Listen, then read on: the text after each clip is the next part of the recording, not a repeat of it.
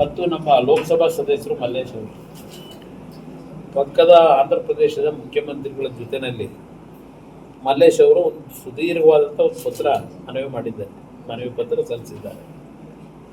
ಅದಕ್ಕೆ ಯಾವ ರೀತಿ ಅಂತಿಮವಾಗಿ ತೀರ್ಮಾನಗಳಾಗಬೇಕು, ಕೋಲಾರ ಚಿಕ್ಕಬಳ್ಳಾಪುರದ ಸಮಸ್ಯೆಗಳಿಗೆ ಶಾಶ್ವತವಾದ ಪರಿಹಾರ ಯಾವ ರೀತಿ ದೊರಕಬೇಕಾಗ್ತದನ್ನ ಒಂದು ಡೀಟೇಲ್ ಮನವಿ ಪತ್ರವನ್ನು ಮಲ್ಲೇಶ್ ಅವರು ನನ್ನ ಜೊತೆ ಸೇರಿ ಕೊಟ್ಟಿದ್ದಾರೆ. ನಾವು ಚರ್ಚೆ ಮಾಡಿದ್ದೇವೆ, ಅಲ್ಲಿಯ ಯುವ ನಾಯಕರು ನಾರಾ ಲೋಕೇಶ್ವರ ಜೊತೆನೂ ಚರ್ಚೆ ಮಾಡಿದ್ದೇವೆ. ಸಮಯ ಬೇಕು, ಅದಕ್ಕೆ ಯಾವ ಒಂದು ಯಾರಿಗೂ ಅಸಮಾಧಾನ ಆಗದೆ ಇರತಕ್ಕಂಥ ರೀತಿಯಲ್ಲಿ ಹೇಗೆ ಅದಕ್ಕೆ ಪರಿಹಾರ ತೆಗೆದುಕೊಳ್ಬೇಕು ಅಂತಕ್ಕಂಥದ್ದಕ್ಕೆ ನಾನು ಮಲ್ಲೇಶ್ ಅವರು ಸ್ವಲ್ಪ ಅದ್ರ ಬಗ್ಗೆ ಪ್ರಯತ್ನ ಪಡ್ತಾ ಇದ್ದೀವಿ. ಅದಕ್ಕೆ ಈಗಾಗಲೇ 40 ಜನ 50 ಜನ ಡೆಲ್ಲಿಗೆ ಟಿಕೆಟ್ನ ರೆಡಿ ಮಾಡಿಸ್ಕೊತಾವ್ರೆ.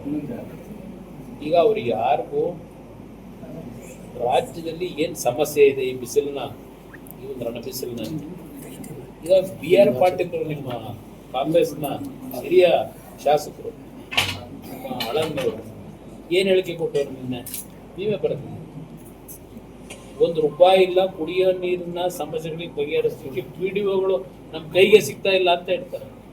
ಅವ್ರು ಕಾಂಗ್ರೆಸ್ ಹಿರಿಯ ಶಾಸಕರು. ಇದು ಪರಿಸ್ಥಿತಿ ಇದೆ ರಾಜ್ಯದಲ್ಲಿ. ಇಲ್ಲಿ ಜನ ಈ ಇದರಲ್ಲಿ ಜೀವನ ಮಾಡ್ತಾ ಇದ್ದಾರೆ ಸಮಸ್ಯೆಯಲ್ಲಿ. ಇವರು ಮುಖ್ಯಮಂತ್ರಿಗಳಾಗಬೇಕು ಅಂತ ಹೇಳಿ ಡೆಲ್ಲಿ ಹೋಗೋದು ಬರೋದು ಇದು ಮಾಡ್ಕೊಂಡು ಜನಗಳ ಪರಿಸ್ಥಿತಿ, ಜನಗಳ ಕಷ್ಟದ ಬಗ್ಗೆ ಅವ್ರಿಗೆ ಚಿಂತನೆ ಇಲ್ಲ. ಆಲಿಕಲ್ ಮಳೆ ಆಯಿತು, ಆಲಿಕಲ್ ಮಳೆಯಲ್ಲಿ ಹಲವಾರು ಭಾಗದಲ್ಲಿ ದ್ರಾಕ್ಷಿ ಬೆಳೆ ಹೋಯ್ತು, ಬಾಳೆ ಬೆಳೆ ಹೋಯ್ತು, ಮಾವು ಬೆಳೆ ಹೋಯ್ತು. ಯಾರಾದರೂ ಚಕಾರ ಎತ್ತಿದ್ರ? ಯಾರಾದರೂ ಮುಖ್ಯಮಂತ್ರಿ ಹತ್ರಕ್ಕೆ ಹೋಗಿ ನಮ್ಮ ತಾಲೂಕಲ್ಲಿ ಹಿಂಗಾಗಿದೆ ಪರಿಹಾರ ಕೊಡಿದ್ದೆ ಅಂತ ಕೇಳಿದ್ರ? ಇವತ್ತವರೆಗೆ ಏನು ಕೇಳಿದ್ರು? ಆರಾಮಾಗಿ ನಡೀತಾ ಇದೆ. ರಮೇಶ್ ಕುಮಾರ್ ಅವರು ಬಿಜೆಪಿ ಪಕ್ಷದಲ್ಲಿ ಸಮರ್ಥವಾಗಿ ಕೆಲಸ ನಿರ್ವಹಣೆ ಮಾಡತಕ್ಕಂಥವ್ರು ಬಹಳ ಜನ ಇದ್ದಾರೆ.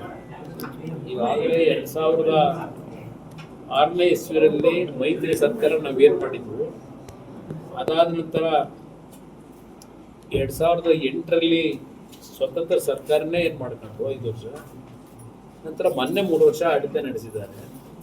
ಹಲವಾರು ಪ್ರಮುಖರಿದ್ದಾರೆ, ಅಲ್ಲಿ ಆಡಳಿತ ನಡೆಸಿರ್ತಕ್ಕಂಥ ಅನುಭವ ಇದೆ, ಪಕ್ಷ ಕಟ್ಟಿರ್ತಕ್ಕಂಥ ಅನುಭವಸ್ಥರು ಇದ್ದಾರೆ.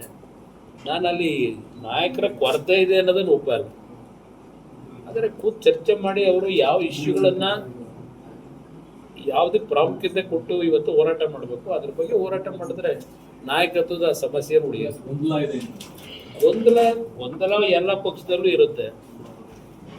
ಬಹುಶಃ ಕೇಂದ್ರ ಸರ್ಕಾರದಲ್ಲಿ ಇವತ್ತು ಕೇಂದ್ರದ BJP ಹೈಕಮಾಂಡ್ನಲ್ಲಿ ಈ ಗೊಂದಲ ಸರಿಪಡಿಸ್ತಕ್ಕಂಥ ಸಾಮರ್ಥ್ಯ ಇರತಕ್ಕಂಥ ನಾಯಕರಲ್ಲಿರೋದ್ರಿಂದ ಈ ಗೊಂದಲಕ್ಕೇನು ಅಂತ ದೊಡ್ಡ ಡ್ಯಾಮೇಜ್ ಆಗೋದಿಲ್ಲ, ಸರಿಪಡಿಸ್ತಾರೆ. 28ಕ್ಕೆ ತಾವು ಮುಖ್ಯಮಂತ್ರಿ ಆಗೋ ವಿಚಾರವಾಗಿ ಕೂಡ ಕೆಲವು ಬಿಜೆಪಿ ನಾಯಕರು ಆಕ್ಷೇಪ ವ್ಯಕ್ತಪಡಿಸಿದ್ದಾರೆ.